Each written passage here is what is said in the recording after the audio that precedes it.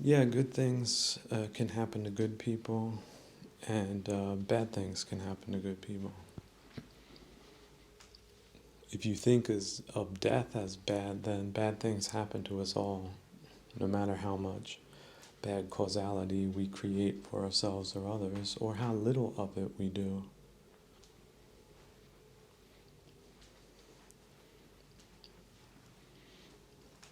On the one hand, the practice is very scientific because it's based on causality. Bad things come from bad things, so stop doing bad things if you don't want bad things. Why wouldn't you want bad things? Well, if you're dealing with someone who can't answer that question honestly, that will lie at that point, well, then that's someone that is there to deceive on purpose. Yeah, let's let this fool think that we're on his side, where we're actually working against his interests, his values, his people, whatever he doesn't like, they use against you or misrepresent things that they have. Oh, this is a hater. This is not a hater. Where do you think, before they started these operations, just think of how many environmentalists were legitimate and genuine before they came in to decide to replace them with their own people, type thing. Not to help out the environment, mind you, but to just help out themselves for the sake of having a cover that allowed them to virtue signal while driving the goodwill of those people into the wrongest of directions. Because they were a vital positive force for sensible and enlightened change, and not just the give me the money and shut up people that are the definition of poor management. That's it. No personalities, no names. That's just a personality type. That's a phenomenon in higher management, including the highest financial services, such as also the oversight of those services. In the details and into the theory of causality, good and bad. Whence come all these bad things? If without money one cannot conduct them, just like one cannot shoot a gun if there's no ammunition for it. Or if there is ammunition, they run out halfway in, but the other side doesn't, type thing. So people involved in economics, they're already war parties. And their bullets do kill, they do shoot people. And their little gizmos, they work. So just think of the people who have supported that. They don't get to present themselves with the veneer of respectability. Not in the real reality, just in an alternative one. I wouldn't recommend adopting such an alternative reality if you're interested in positive causality. But do realize they're on both sides of the fence simultaneously. They're not just on their side. They must have an army working for them already, in all different types of asymmetrical ways or not.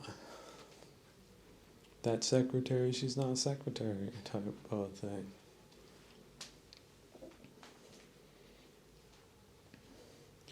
So just think of them as very bored and isolated bad people that really only had time to kill, worth killing, outside their prison or their play areas, which are very limited. And so they had the advantage, they didn't have the morals, and they used their advantage to their own advantage, to the detriment of the people that they perpetrated their jazz on. So allowing such people advantages or allowing them to conduct their activities unhindered is unwise for any country in the world. You just need to be aware of it. And once you're aware of it, you can start taking more rigorous actions, especially regarding things of such vital importance, which you could even do more than you're doing, like 10 times more, and you'd still be doing a good thing. Even if you only needed to do it 8 times, you did it 2 extra times type thing. Just to interrupt a process of bad causality in the name of good causality, which was the con in the first place. Confidence, people, wasn't that used by criminals in centuries gone by? This is just a polished version of it, employing people that have financial incentives, not national ones.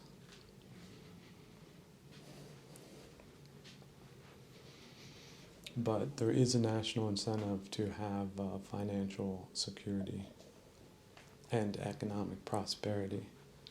And I don't care if everybody in the hot dog stand right now stands up, starts booing and throwing popcorn and hot dogs and pretzels and beer cans and spit. I will stand up and say that every damn time. Because a good economy is good for everyone. But the right type of people, they're the ones that should be making the money, not a bunch of criminal rackets. Because essentially criminal rackets, no matter how good the management is, it's based on wrong first principles. And so, in fact, the better that it's managed, the worse for everyone else. Unless it were to one point reform itself, where it says that it's giving up greed. That the people who are taking way too much, that they disavow doing that because it's unwise, because it is an attack on national security. But not just national security, world security. Why world security? Because if there's not a common understanding, then there is a common enmity. And enmity begets enmity, does it not? And so it is wise people that put on the brakes, but they know that, and so they provoke it and misunderstand a statement like that as weakness until you prove them differently, at least in some degree. Because anybody can say a lot of words, but the action is the thing, right action, not right cognition, although right view is quite helpful, especially if it's a concept. But if it's only a concept, it's not as helpful unless you truly put it into practice, like plug it in, like one of the gems, so that it illuminates the cabin and you can see a little bit better. It's not the essential thing, but it is an essential thing. It's a lot nicer having the lights of truth shown on even difficult things, so that we can develop a better design, so that people are safe that should be safe, and people aren't safe that should not be safe. If I could push a domino right now that would lead to a better, more equitable, peaceful, and prosperous design, even between very different peoples, I would do it without even thinking about it.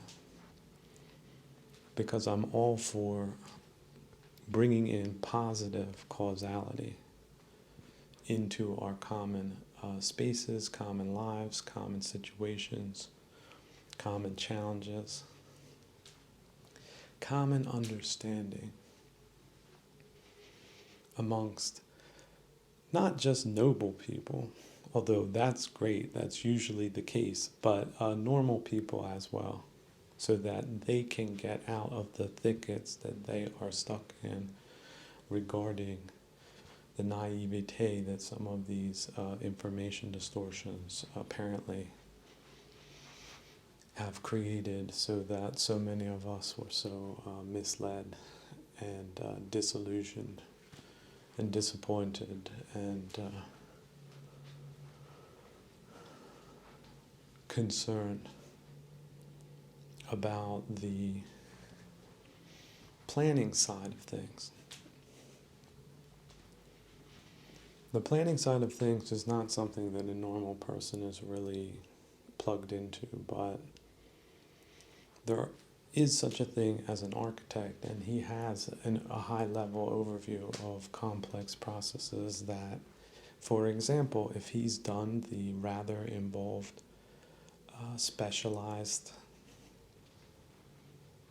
physical analysis of the physical sciences and all of that, to the point where he concludes that something is not satisfactory, why would he then recommend that one continue building in the same way that one is building when one could build in a better way? Instead, if we wish to materialize the stated goal of harmony, prosperity, and indeed victory over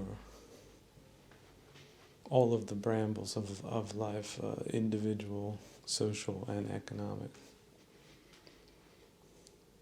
to redefine a new totality, to redefine success itself, and not just to redefine it, but to achieve it, or at least some of it. Even if that just starts with us turning around and going back to shovels. It should also be noted that in modern times where we live or are guided into humdrum existences, that it's not that it's just humdrum existence, it's something that perhaps they plan for, but isn't really congruent with self-actualization. In fact, it's a deferment of it. And yet there are personalities, causalities, that can lead to it no matter what type of hindrances are put in one's way. And also no matter what type of negative frames were placed upon it to poison the whole process and toxify it, and to discard it and degrade it and disabuse it,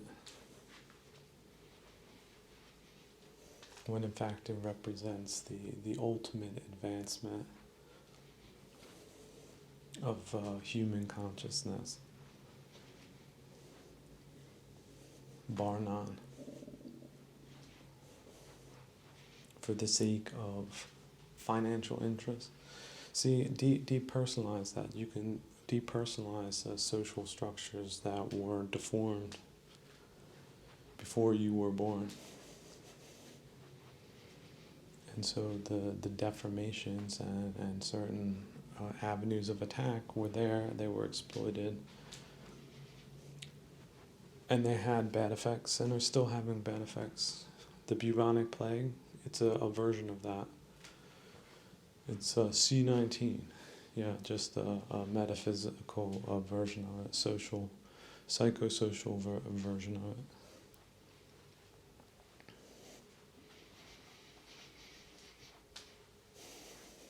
So who do you need to figure stuff like that out? Well, you need people from the humanities. That's why, again, they got the special treatment that they did.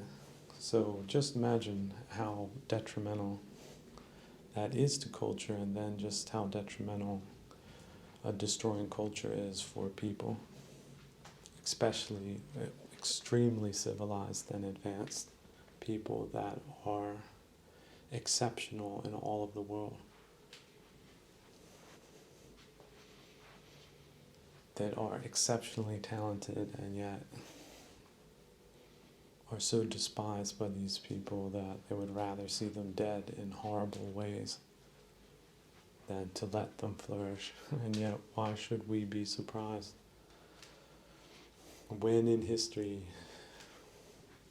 if you give someone just an open door, would the contents inside remain the same, just based on goodwill? So the levels of decrepit naivete on certain levels is astounding. And yet, perhaps they're on some type of weird program where they might think that they're actually doing a good thing for themselves, or at least they thought they did. Who knows how far in the bag they are? Are they throwaway things, or are they salvageable in any way? Are they even aware of the bad causality that they've allowed to flourish? Why are they so disconnected from reality? Is that what a good person would do? Is that what somebody would do that is up to the responsibility of their high office? Or someone that is deficient, not just in the results that they bring that are disastrous, but all the effort that goes into explaining why that's not really the case, because they've got this reason, that reason, and the next.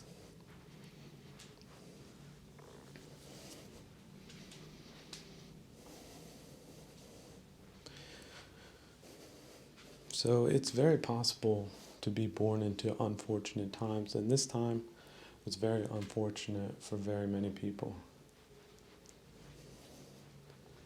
But that doesn't mean that we need to continue going where they would lead us, or facilitate them in any way, having done what they've done, either willingly or without premeditated intent. And yet, how could we conclude that that isn't the case, given the circumstances that are today extant? Why not just reasonably assume it? Does that also mean that you're a bad person before you die? Like everything about you was bad, where your ancestors were bad, and you're going to a good place? Are there people that think like that? Like homicidal maniacs? Is that sort of in their Venn diagram? Just orchestrated as a justification for what they do? Is that beyond belief?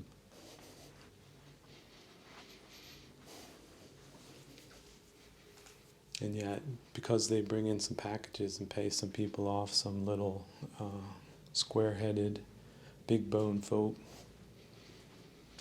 so that they can buy themselves the finest cigars and other accoutrements,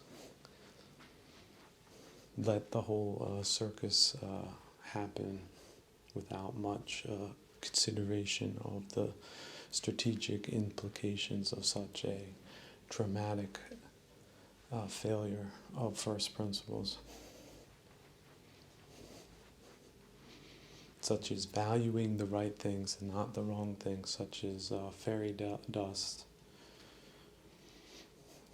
instead of fidelity. I mentioned earlier the ability to disassociate from groups and also to join groups or think you're joining a group, being deceived about a group. But there's also splits in groups, there's factions in groups. Like old countries like Armenia, there's probably all different types of factions there. Factionalism, families, shared histories.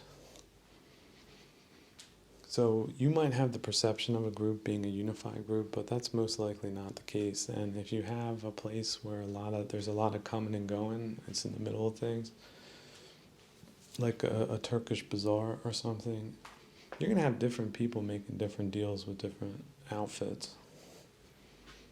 But if they're all sort of in the same space, things can happen real quick without anybody knowing what's going on. But certainly people that have a history, they're not switching horses. That's not the way that business works. So when it started, some historian could probably go back in time. You'd have to do like Doctor Who from the 70s. Have to call a Time Lord. But that could have predated the First World War, definitely. That region. So a lot of politics is just window dressing. The people that become politicians in certain spaces, that's not by accident.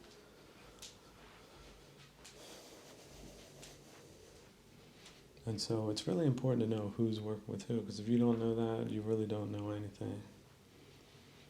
But no matter who's representing who runs certain countries or certain things in certain countries, that's all a question of speculation. It's also a question of variables. Imagine you have like 2 pirate groups, or 3 or 4, and in one generation there's a poor pirate family, but they're cut out of these different things, and somebody else comes and approaches them, and then turns into something like that.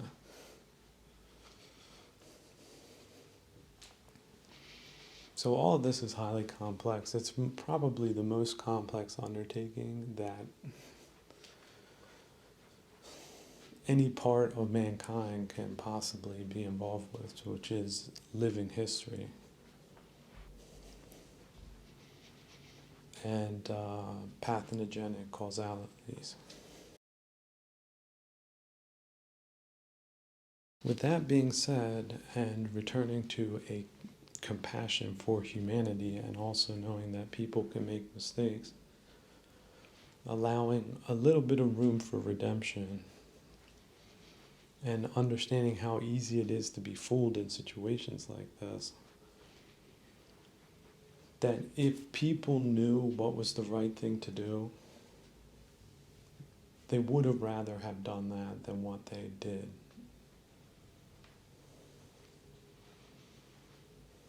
So don't look at every group with a monocle, right? One lens as one complete entire whole. How would that be just? And yet, on the other hand, when you're talking about good faith actors versus bad faith actors, there's how much plausibility can you afford at any given moment in existential wars? You really don't have the luxury of affording anyone any type of attack vector for any reason. The sooner you shut them down, the sooner it stops. That's sort of how it works. Because it's not like a thing they'll voluntarily stop doing because they've seen the light. The error of their ways if it's working for them. It's so unfortunate that there are people like that in the world. It really is, and yet they do exist. They do let themselves become known. In fact, they might even have short-lived success with it. Long term, it's not the smartest strategy, but they seem to think that they can afford it and can retreat into some type of bunker, but if that's not the case, perhaps they provoked a response that they don't know how will negatively affect them.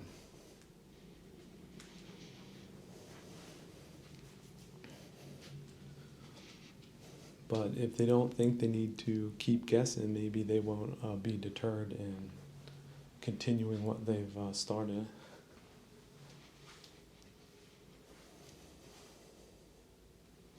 And I say this with the hope that bad people can just go away, because it's better for good people if that happens. But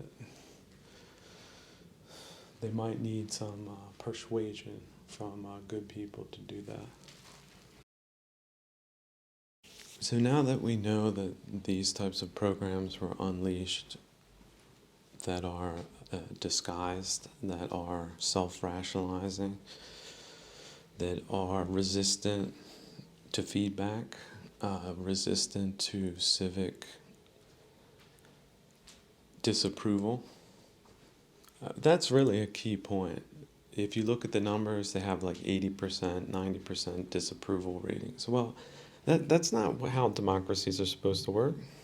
That is an insult to the idea of democracy. Democracy is, look, we got 100 people.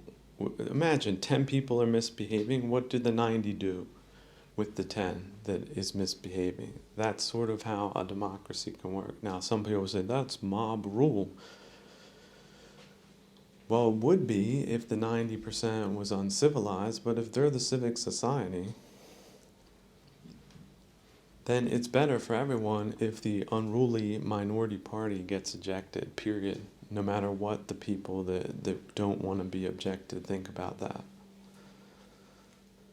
That's why democracy is an evolutionary system that has been positively evolutionary in the past. However, if you have a minority that can exercise terroristic or debilitating practices against the majority to the point that they're so enfeebled that they can't be ejected, then you have the systems that we have today, essentially, which lead to exterminationism. Essentially, it's a race to the bottom strategy.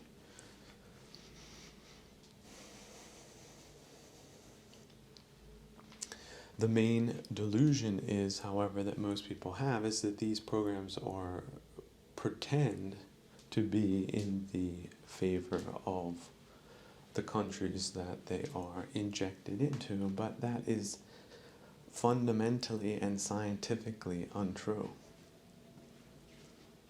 I think this thing with the World Health Organization, that they're a captured institution, that fact is quite illuminating, because first off, look at it. It was a scientific body that decided scientific questions. Well, look at how that's been politicized. Now we had a scientific body that didn't come to any conclusions, when a scientific body could have easily come to the conclusion who was at fault and why.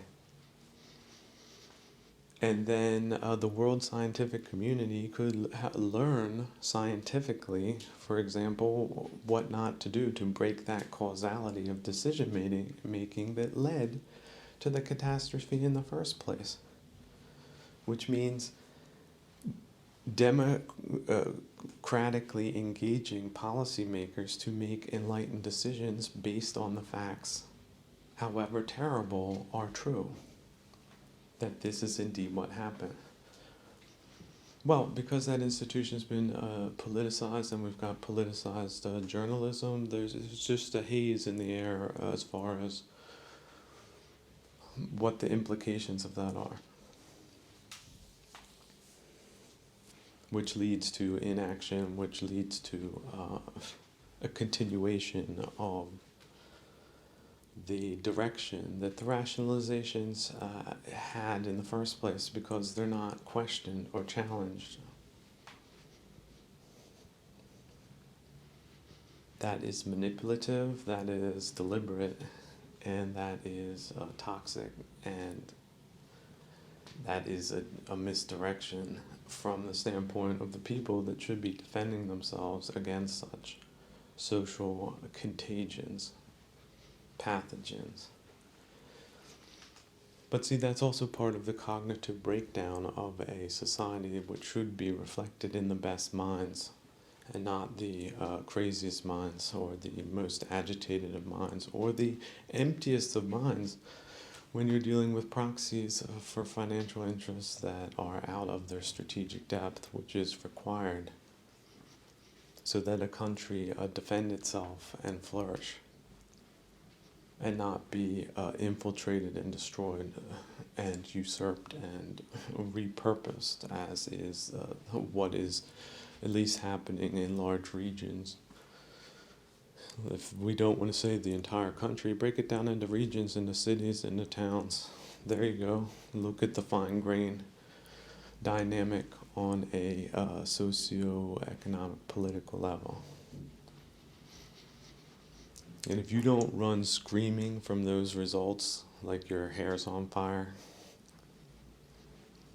if you're not disgusted by what you see, then you're not the right person for the job.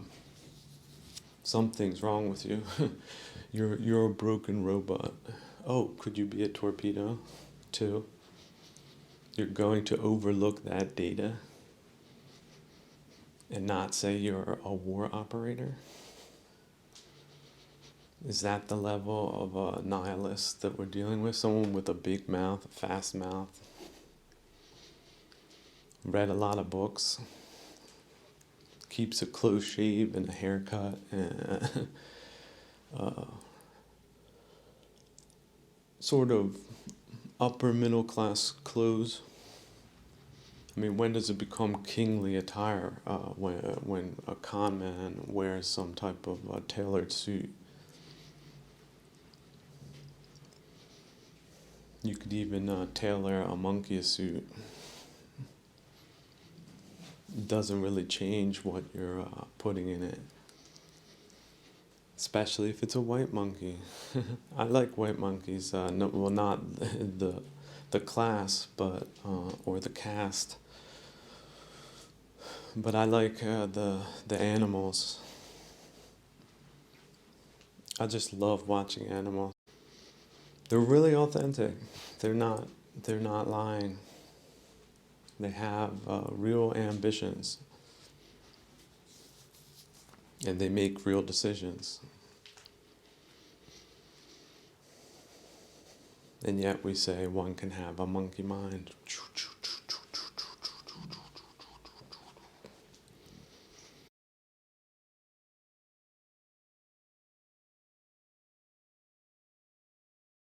So I mentioned this in the last episode, and they're absolutely doing it. Now that these parties, like these, they build themselves as left, right, left, a little bit left of center, or if they were crazy enough, they just said far right, far left.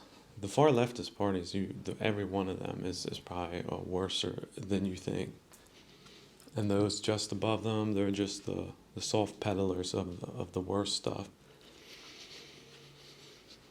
But of course you had the fake right of that day, the softball conservatives that were also left. And now, because there's just unbelievable amounts of doubt about formerly functioning institutions, like the World Health Organization type of, parties, democratic parties in a democracy. Of course that could happen when you just got lobbying groups and wig flippers and political scientists and people, proxies who work for nefarious people, such as one sees in oligarchic countries like the Georgian Dream or Orban. They present themselves as conservatives because that's popular position. How do they torpedo their opposition? They get their Woksterism signaling. Whoever votes for them would need to have a lobotomy at this point. So where's the popular sentiment? Well, it's towards the right. So what do? They redefine right. We're far right. What? You're not far right. You're a leftist too. You're just a Marxist-Leninist variety. The ever-changing, not that. This new thing, the new package of the old crap with younger operators that are more motivated because they're getting paid more money because they need better ones than the batch that they had before that's growing stale. So don't go for the far right parties. Don't. They're the fake party. They're the safety valve. So, and again, via their incompetence, they discredit themselves more. So, but really what you need to think of is that they were never far right to begin with. And they're part of a disinformation campaign, because someone that would describe that candidate in that light is in on it. Because you can't do that by accident. Nobody would come to that conclusion if they were given enough time to know what these where these crazy candidates come from. That if you were really to get down to it, don't really believe in anything except winning elections, because that makes them rich and liked by a bunch of people that think they could have pulled it off and bet on their horse, and that's their horse for their illicit businesses and illicit contracts and illicit protections in illicit places. So getting into politics means getting into worldliness, which also means getting into people deliberately misrepresenting themselves, the people they represent, and what they will or won't do in their tenure in office. You're going to have that in a country, even if we weren't in a cultural war, because that's a very important part of it. Because if they can fill their people of nincompoops, they're greedy, moralless type people in there to block up places, that is just is a form of sabotage. It's self-interested sabotage based on the self-interested parties that would go to such an audacious length to make such ridiculous fools of themselves, especially as things continue to slam against the wall and break, and especially the credibility of these not just candidates that, again, come from nowhere, or maybe, again, have some type of funny story, coming from hardworking parents or something like that. You look into it, it's not really true. It's yeah, oh, they had a pharmacy already. Sure they did. Special type of one, I guess.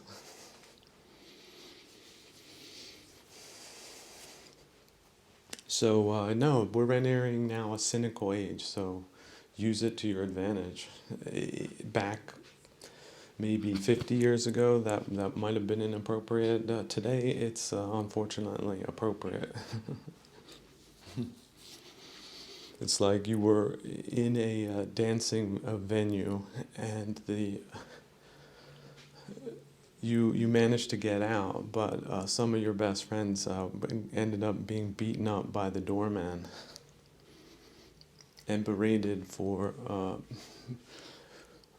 conducting themselves in a way that they didn't think was appropriate, but actually was, type deal. So luckily they made it out, but would you go back to such a place under such conditions? So, but in a way, looking at it just from the standpoint of political pathology, look at how they do. At least if it's these fake parties, then at least they do contain themselves there, which is also good. If you're keeping up on things, then you should also know all of their backbenchers and all of their stories too, because they can usually only fake one big candidate, which is why they always focus on them, especially over-focus on them, to keep all the other ones in the dark.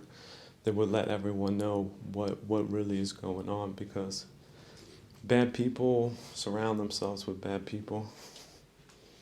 And the opposite is also true. Good people, mostly good people. Now, it's not going to say all of them. We are living in the human realm. You go back to, what was it, 12 apostles, right? What was with one of them? I encourage you to rewatch Jesus Christ Superstar, one of them. And I think it was the 70s filming version, just great. One of his followers just had to do it for his own reasons that he thought were really important. And he got paid. It's just that only later that he regretted it. That is really a classic film. But the problem is Judas, you see, I think he's an exception to the rule. These ones that are, like, for example, running for European Parliament, because it's a 5-year election, every 5 years, so they want to get in there now. You can see them. So you should put other people in there, not them.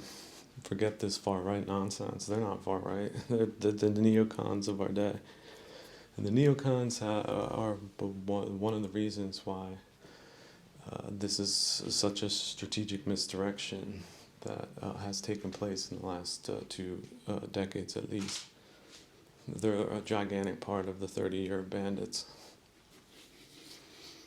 So, and they weren't conservative. They were the neoconservatives. They weren't the right. They're the now far right, you see. They want that populist vote. What's that populist vote going to do? They voted for a phony, so the phony said he was going to do it, but then he doesn't, so what are they going to do then? That's their plan, that's their method of operation, that's their astroturf for this time period. Then if they can get 13 years out of that, or 5, that it really is worth it to them to do or say anything and just be a big phony and not really be credible. But if there's only that guy and another guy like that, they got a 50% chance of winning. It's just optics, isn't it? So guess what? That's not what democracy should be like. So what does that mean? That means our systems for vetting and fielding and sustaining candidates is not working. It is working for the wrong people, so you at least learn that side of it. You can at least identify that side of it. But there has been no cultivation of the right side of it, or cultivation of the people, or finding of the people that could lead a legitimate government. And that's certainly the problem at hand. Democracies, that's one of its weaknesses, is that it can vote in illegitimate government with proxy actors that are geopolitically disadvantageous to the point of extinction, yeah. Redefining of all the values into something else. This was a botanical garden, but we came in, now we're going to build a parking lot here. This is the determinate culture, because we have the determinate positions to determine the culture, and we determine that we want to determine the culture, even though it's objectively inferior. So, yeah, no, should you vote people like that in? No. They weren't as visible 30 years ago, okay? That's why they've had their wrecking ball spree throughout the world. But now, in these days, it's very possible that their their jig is up. I certainly hope it is. And every well-meaning person in the world should too. The time is over. The peace dividend, it's spent. It was spent a long time ago. There's nothing but fumes in the tank. Do not take anyone at face value, and do not be passive enough to accept these types of substitutionist governments, which are disastrous. 13 years in, if they had only been kicked out 1 year in, just think how better things would be today. So you can have an unfortunate situation where they win anyway, but then they show their hands, then you still got to act again. You can't say, no, oh well, let's see, and they're not that bad or something. No, they've been exposed. That it doesn't get better the more things they do you see? Bad people cause bad causality. And if they're in your leadership positions, that's the worst place they can be. Which is to say, no, don't tolerate it. You have to reject it. The white blood cells that take down gangrene, they don't accept gangrene in critical places. Brain tissue, nope, don't belong. Heart muscle, nope, not here, buddy. Too important. And you need chi behind that. Let your chi flow from that first principle. Bad operators in leadership positions, that's not acceptable. And not acceptable on any level of leadership, and down to the smallest things. Because if you have a loophole, that's where they will attack. And if they can attack loopholes all at the same time, that's what they'll do too. But they can really do that better if they get into politically influential or positions. But again, not just politics, any power positions. That's what these people orient themselves towards. So if you're in one of those places, even if it's running a library, if you're not managing that, or if they've already gotten in, that venue is smoked. That doesn't mean you're smoked. That means if you know it's smoked, you can make your arrangements, but don't expect better leadership from bad people. That's not how it works. That's not how it was meant to work either. Part of the Snow Job campaign is to just let the people that won the election fair and square for their own personal reasons, let them just keep doing what they're doing because it's legal and they have this term. So even if they're just they're 99% unpopular because of the real acts that they've committed that have been deemed to be worse than one could possibly imagine. Imagine you have a contractor on a highly sophisticated construction site that, because he was, busy doing something, he decided to leave like all of his foam in one big pile, and then light like a janky propane oven right next to it. And that was next to a gigantic heap of like plastic material that, if it ever caught fire, could like blow up like a gigantic fireball that could take out like 100 city blocks. And you meet this joker and you put out the fire and you tell him, what are you going to tell him? Not ever do it again? Or does someone like that just doesn't belong on the construction site, whoever he knew that gave him that job, or whatever licenses he has, they just expired. And he might be a good person, he might, but he also might not be. And on certain things like your political leadership, which is the highest office of the state, which is the highest arbiter of national culture and sovereignty, you cannot there have a culture of failure or of hypocrisy or inconsistent behavior. That you are responsible to the public, and if most of the public does not see the reasonableness of your policies, the civilized thing to do is for those people to vacate the premises, but immediately their services are no longer required. So there can be a king's holiday in any country that has a situation like that, and when you reset, make sure you have some forward-thinking, prominent members of a true civil society that have their hearts and minds in the right place, that want the best things for the most amount of people, because that's what my political party does. I only tolerate humanitarians, but not pacifists.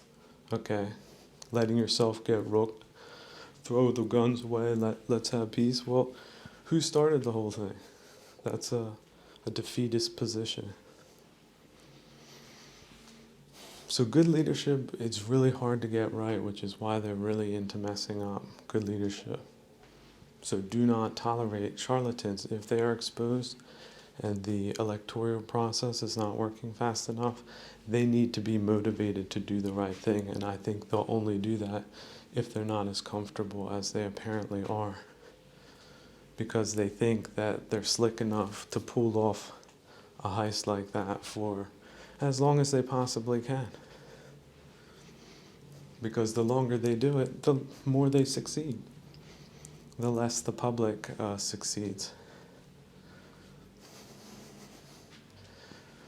Now, some people would say it's possible to have compassion on such misdirected souls, and it is, but one should have compassion also on the people that are being injured by misdirection. Because there are injured parties. When you don't maintain a ship's complex engineering systems, there could be a tremendous catastrophe where innocent people are irrevocably lost from something that was preventable, and yet bad management practices let it happen. But because there's no blood trail that leads directly to their criminal negligence, they feel that they can walk away from any type of mishap and still be squeaky clean. So why do you think they have such audacious behavior? Because people like them have been getting away with it for a while now. That's one thing about braggadocio. That's like you combine braggadocio with incompetence, and then you sort of get that cynical type of wry smiles they like to crack when they think nobody's looking. Walk stiff as a board, like a little cartoon cutout, marching to the podium type people. They have possibly made hundreds of millions in weird ways that are legal according to the courts. Of people that write up obscure legislation that creates regulatory environments that are toxic for prosperity as far as business development and maintenance and financing and thriving go. You don't think that the political leadership is responsible for all of these tremendous atrophyings and disruptions? They're precisely the conductor of the orchestra. They're telling you the music they're singing in the form of the reality that they've legislated is in some way plausible or explainable in terms of performance that isn't there. You have to suspend belief in order to believe it. Yeah, guess what? Your political system's broken. King's holiday. That's all you have to do.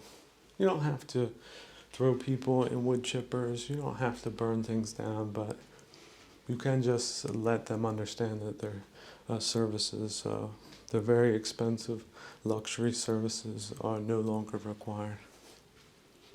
It's a king's holiday. Here's something that the left screamed about while they were still camouflaged as not the fifth column that was the fifth column, was they made a big deal about cultural appropriation. You need to look up that definition. But what they did is they inverted it. So they claimed that Europeans had usurped or appropriated other cultures' accomplishments, and the whole focus was on that. It was like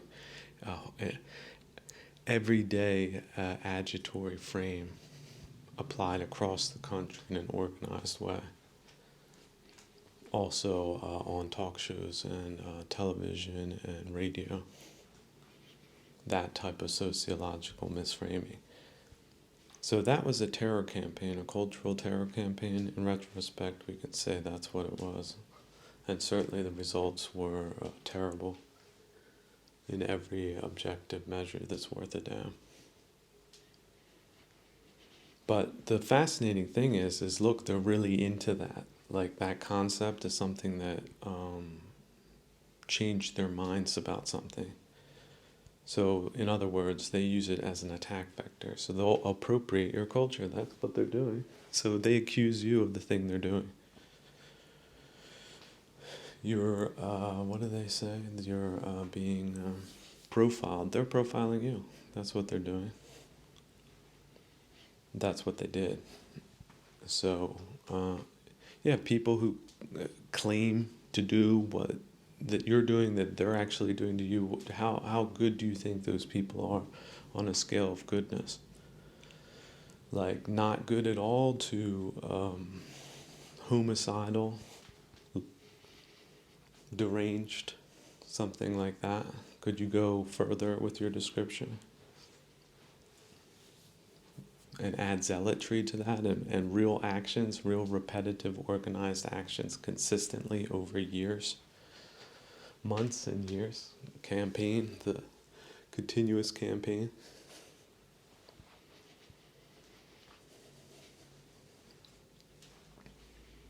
So I don't want to beat a dead horse, but add all the drug deaths up. Why not? It required distribution and lax law enforcement and complicit columnists, yes or no? How can you claim to be in the security forces and there's illegal drugs everywhere? Like how, what type of doublethink, level of doublethink you would have to think at the same time that we're living in an orderly society, that law enforcement is essentially an extension of organized crime. And then you think, well, what is collecting taxes? Isn't that like the same thing they do, protection money? And do they distribute it to anything outside of their resorts and private estates? Do they do it in the criminal world? Well, why wouldn't they do it in the rest of the worldly world? Why wouldn't some of them that are so greedy and misguided not just stay in that worldly world, then go into the world of politics as well? If not themselves, then certainly their proxies. What? They got a golf course to attend to. They don't show up at meetings with secretaries with big hairdos and blazed out expressions, shaking hands. They'll read the cliff notes, if at all, if they don't have to. Why would they bother themselves with troubling questions like the social collapse? They've got much more important things to do, like a good back rub and some type of tofu a fusion diet that they're on, or the sadistic art curation that they allowed happen in their premises, in their country and civilizations that they've appropriated. That's it. That's the signal. Appropriating the cultural venue and trashing it. So somebody from the back's like, oh, you're being much too severe with these people. Guess what? You haven't been severe enough with these people. You took them at face value. You were naive. You were deceived, and some of you are committed to the wrong path. You're invested, and you're a legacy operator, which means you have hundreds and hundreds of thousands of lives that could be attributed to your negligence. And also sadism, because don't just accuse the fool that got tricked. It really was the con men and women that are responsible, the ones that misled the public. Oh yes, absolutely. These are not people that encourage public debate. They do not encourage public participation. They do not encourage public feedback. They do not encourage public anything except a public that they redefine to be something that isn't what it should be. But if that keeps everything running smooth and the numbers running from someone's pockets into someone else's, then by golly, they'll fight for that system until the last house is burnt down and the last forest blown up.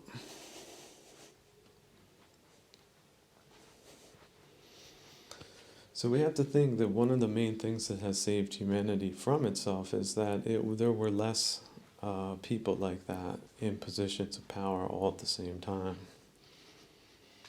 And so you also have to see the role of technology that has played a factor in this recent nuclear bomb, multiple nuclear bombs as a cultural equivalent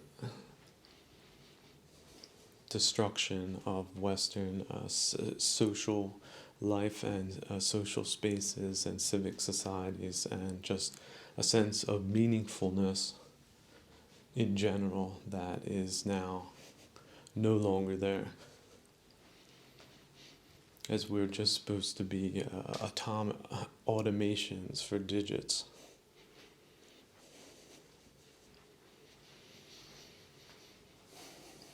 So, as tragic as it is, you could just see it as a failed experiment carried out by people with malicious intent. Or like 50-50, or 80-20, 20 naive idealist and 80% cynical sadist. And that's sort of what we have in the form of the equivalent of several cultural nuclear bombs going off every day in this time that are considered to be trifling and meaningless and not really all that important, because the main thing is that we can produce 1,000 missiles versus the other guys that can only produce 300, something like that. But they're catching up.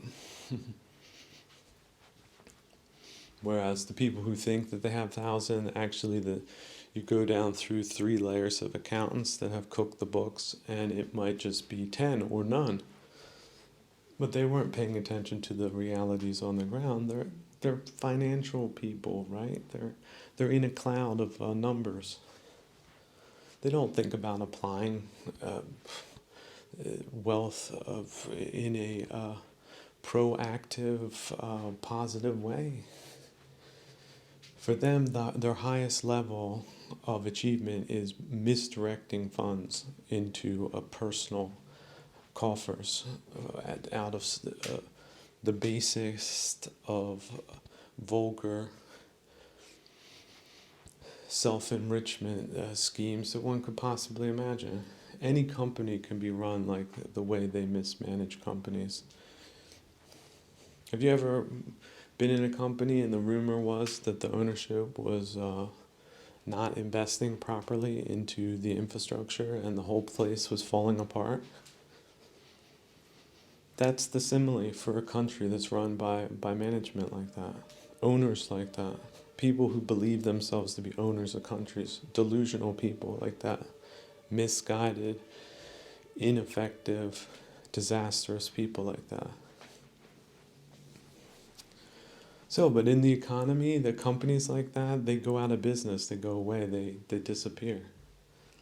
A country, on the other hand, it encompasses, whether one likes it or not, millions of hostages that didn't deserve to be mistreated in such a multitudinous of ways.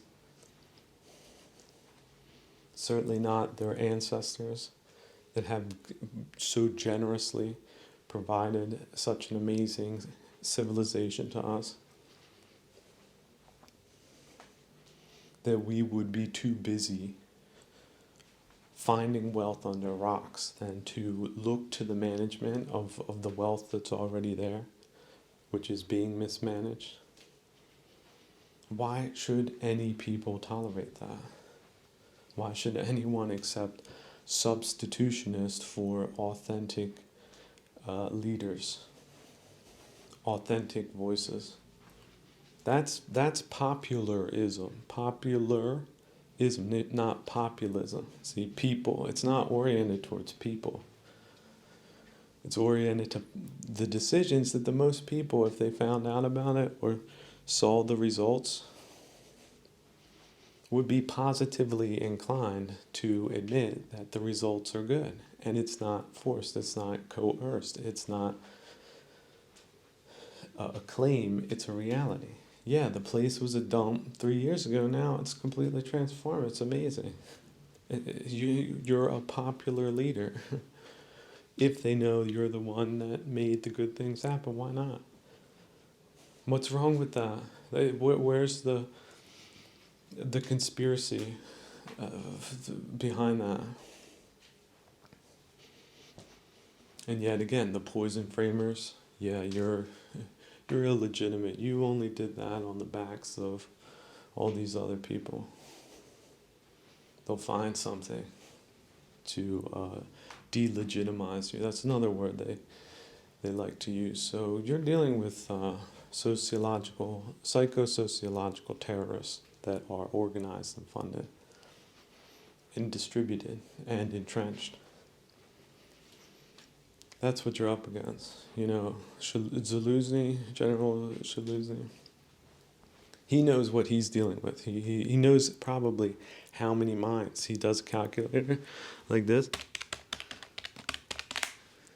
And maybe he has even a daily chart.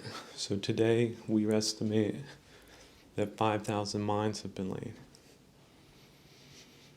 Well, this is the cultural equivalent of that. That's what you're up against, that type of organization, those types of people in positions abusing their positions of authority to allow illicit practices to flourish.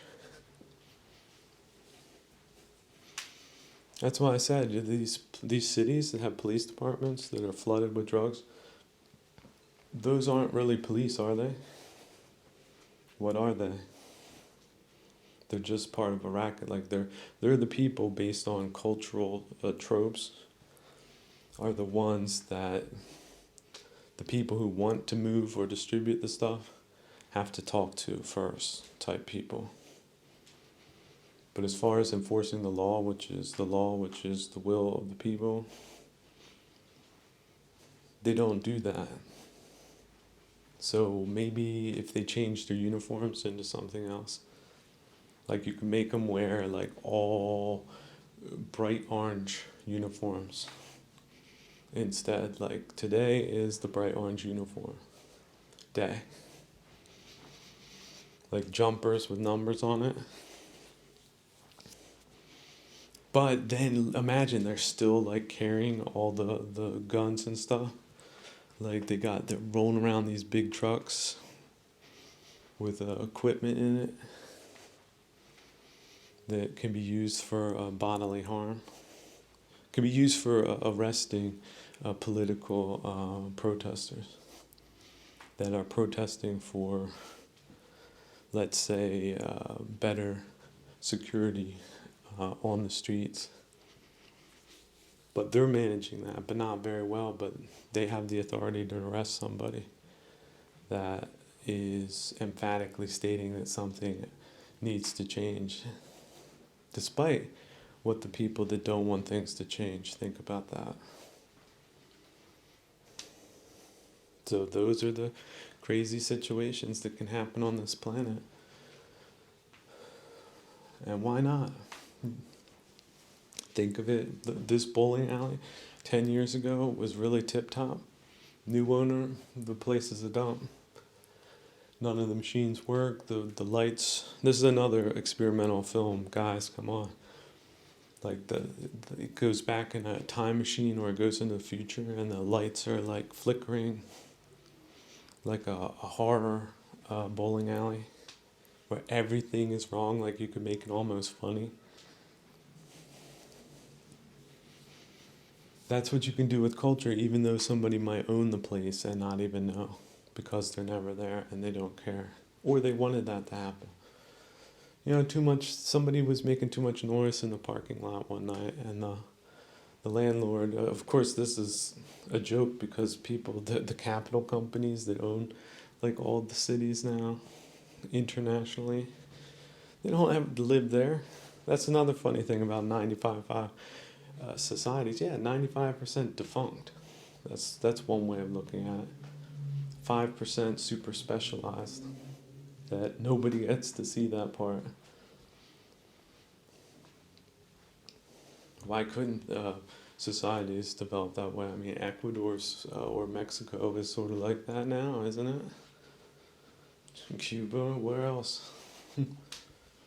These tin pot countries that just on the basis of their poor management practices, the people, they suffer because of that. That's the point. That's the lesson that good people should take away. There's really nothing more to be said than that. Can you believe it? I once thought I would move to Sweden. I really thought about it, but it is true that the weather is rough. And the people are more in sync with each other. They have more of a group identity, but that is very easy to hack. You can see it in the fashionableness. They're all looking. They want to be in a trend. Well, you know how you mess people like that up is create a couple of bad trends, and they've had a couple of bad trends, and a lot of their people got wasted that way. They got all different types of security problems now.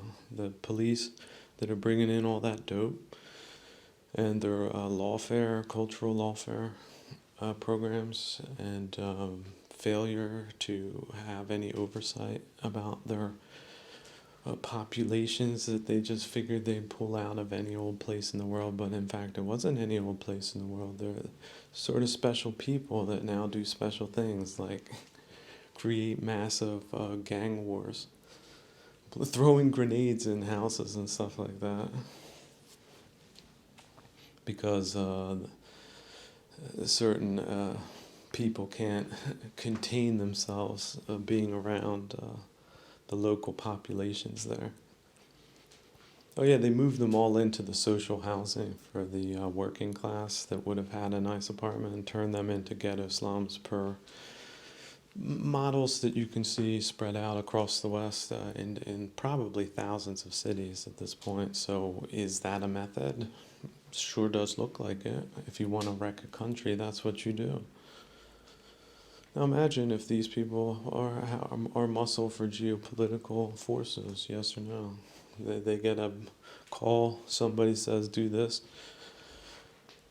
for keys or for cash or whatever. Do you think they're going to do it or not? Like it's not like they're working at a burger joint like everyone was promised they would be doing. Because of course they have families of 8, 10, 12 people. Not all of them get jobs, but they do other things. And they're throwaway people. If they don't make it, they die, who cares, you know? They have a sort of an expansive demographic component to their predatory behavior, which should not be underlooked. On the other hand, the sterility, the faux chicness of sterility, that was spread amongst the beautiful native people of Sweden instead of happy families, intact families, and secure families. So as much as a catastrophe as that is, it can be reversed. It could take you 1 year, you could clean it all up. In fact, probably less. You could clean up 80% in 6 months, 20% within the year, or just say 95%. Now, the only thing stopping that from happening is political will. But before the political will, there needs to be a political idea, yeah. Reverse engineer it, shut it down, stop it, start over with the old models. Now that you know that, yeah, that was a hack.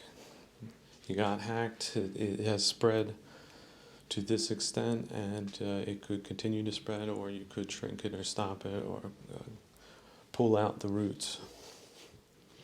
You pull out the kudzu, and you monitor for the seeds, and over a longer period of time you can reduce it in a greenhouse that way, and you can reduce it naturally.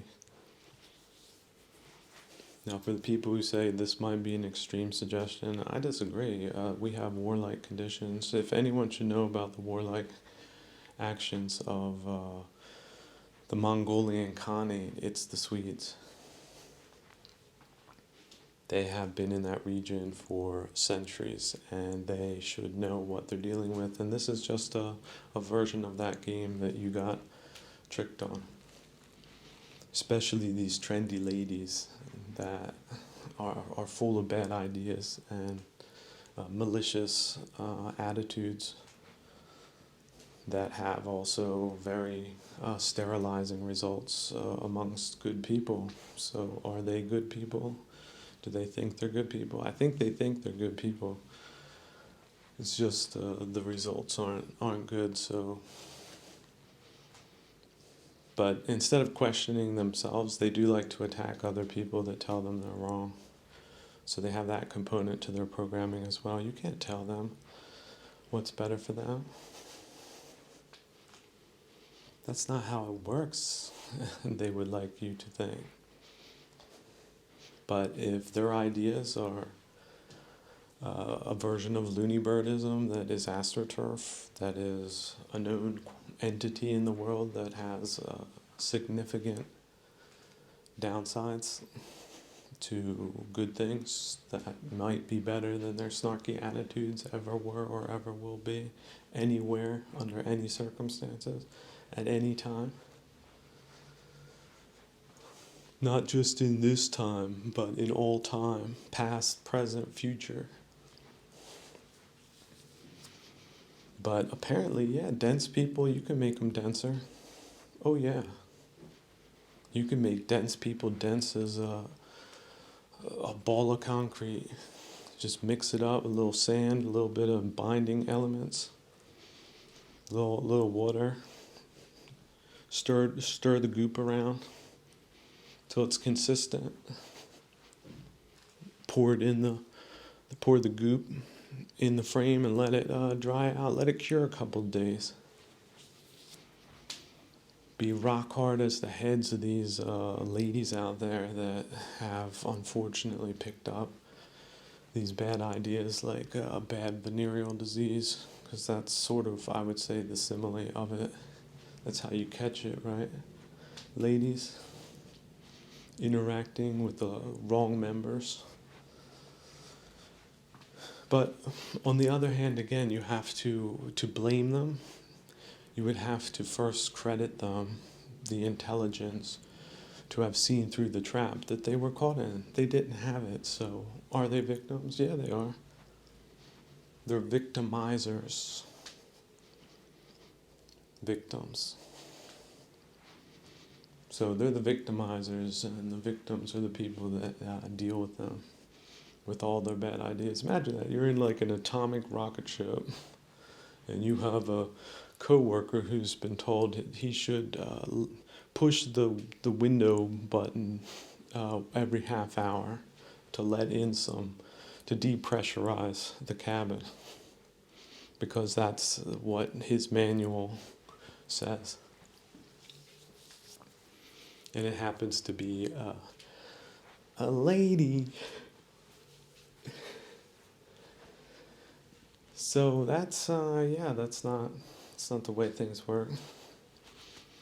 Now, on the other hand, I'm not about men dictating, okay, women all go back into the Stone Age. I'm not saying that either. I think modern conveniences allow for a lot of modern possibilities.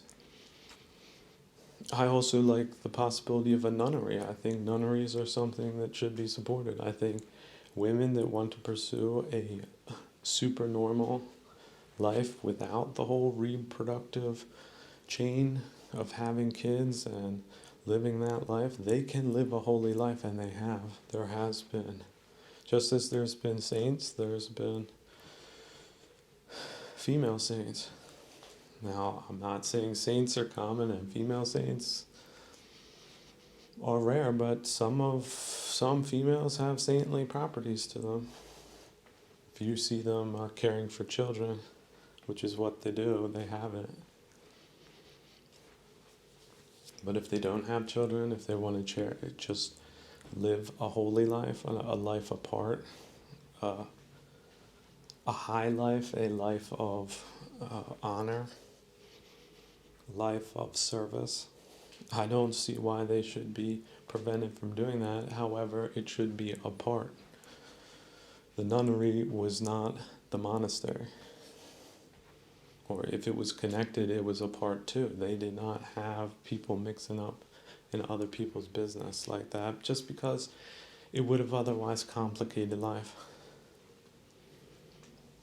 A life that didn't need complications, because a normal life is very complicated, but a holy one really isn't, if you have the discipline to live it. And not as a hypocrite, but truly. Because that's the truth. You do it the right way, you do it the true way, you get the true results. That's it. There's no fooling in these matters. The only thing that you will fool is yourself. You can rationalize something that will complicate your life. We know that that's a process, and that's what we avoid. And females can avoid that too. Just because you were born into this life as a female does not mean you need to have kids or should. I think as far as social services go, I think there's women that are cut out for it, that are excellently suited for it, and they achieve excellent results, and that is an excellent thing. They have excellent children in many cases. And the more excellent children they have, the better for us all.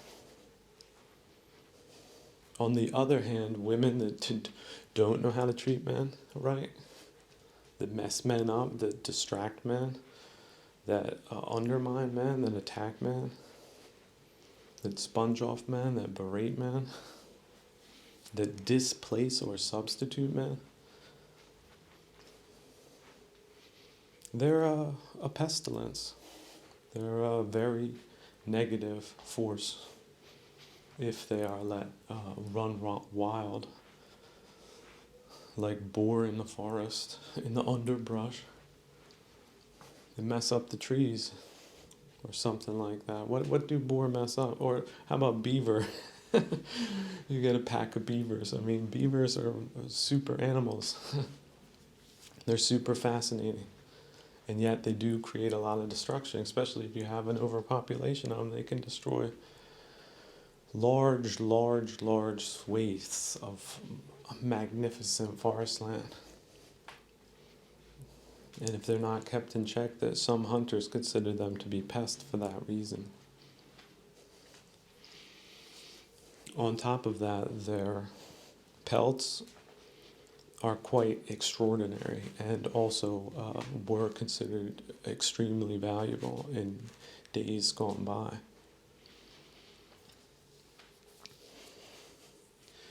Not that I would recommend hunting any animals, but observing them, yeah, if they get out of control, they'll wreck the biotope. And what have they done to us in the form of psychosocial sabotage? Well, they got men out of the picture, at least a large percentage of them, made them second-class citizens, legally persecuted them with the help of these ladies that were so chock full of themselves that they could do no wrong, and had a system that accommodated them to the detriment of society, men, children, and civilization as a whole.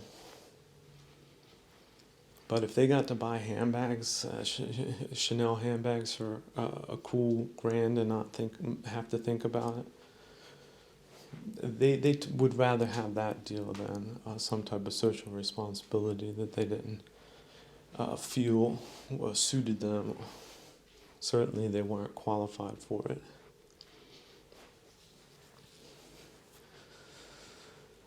So yeah, it might come as a shock to some of them, but of course the herd instinct prevents them from hearing criticism of a social nature, because it triggers their survival mechanisms of being estranged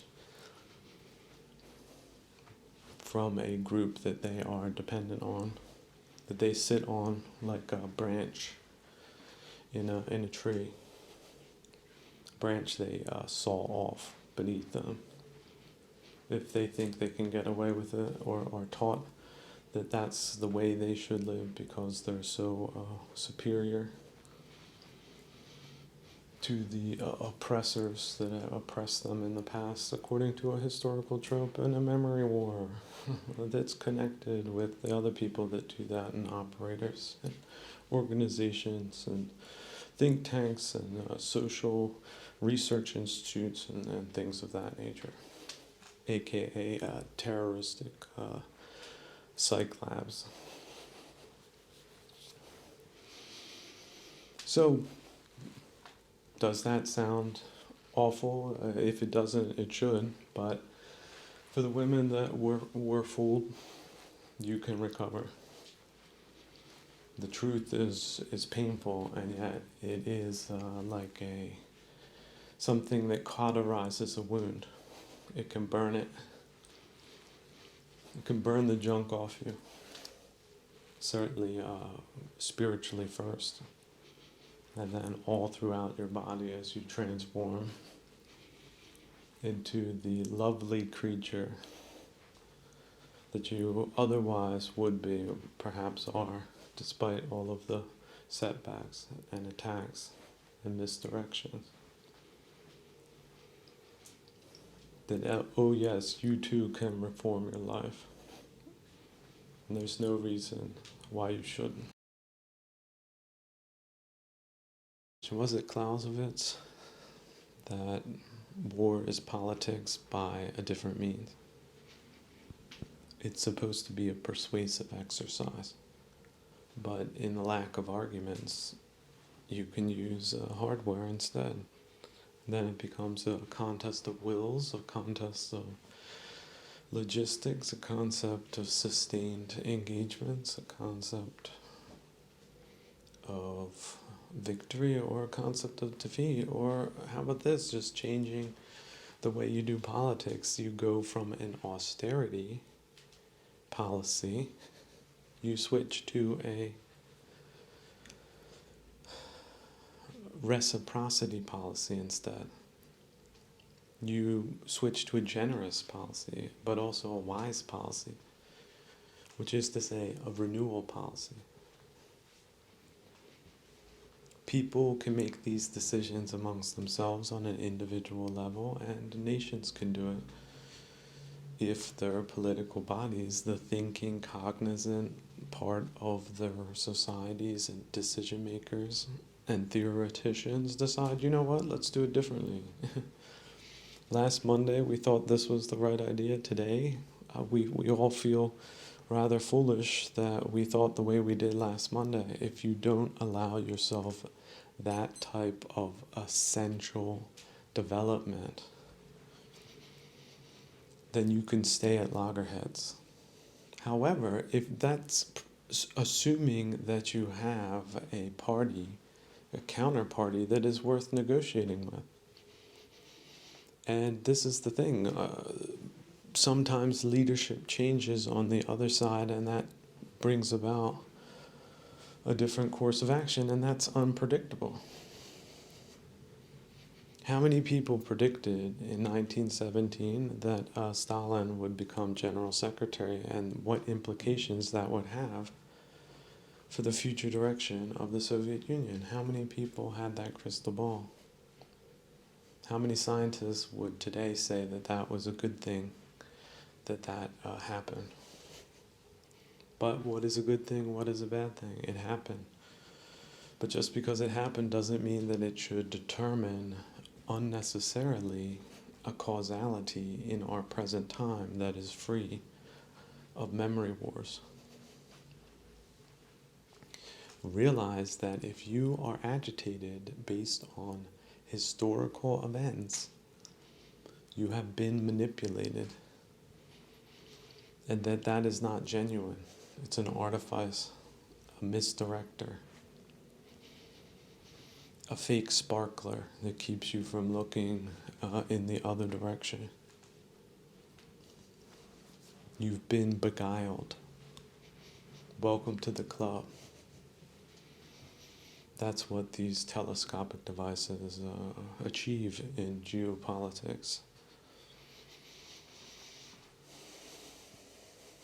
So, but do they think, the ones that are in right now, think they can just hit the gas and steamroll over everyone else? Because it sort of looks like that's what some of them think.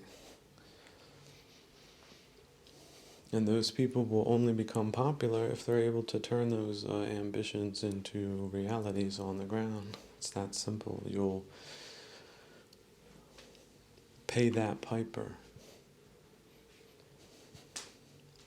Because the idea is not discredited until it's discredited. It's not over till the fat lady sings. And this fat lady is not singing a tune anybody wants to hear.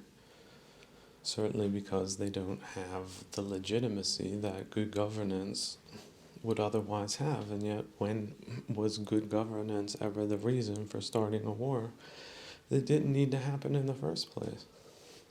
But maybe it did. Who knows? It wouldn't have happened if it was avoidable, apparently. Just given the variability and the out-of-controlness that is with us at any given moment in time. It's just the human dimension in which we live.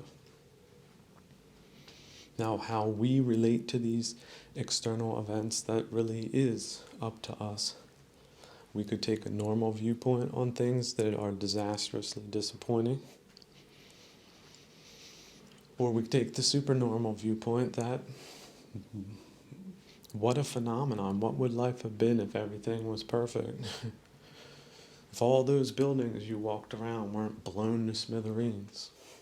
What an amazing time to be alive. Still living, still breathing. Shot full of holes and still walking. Just like a ghost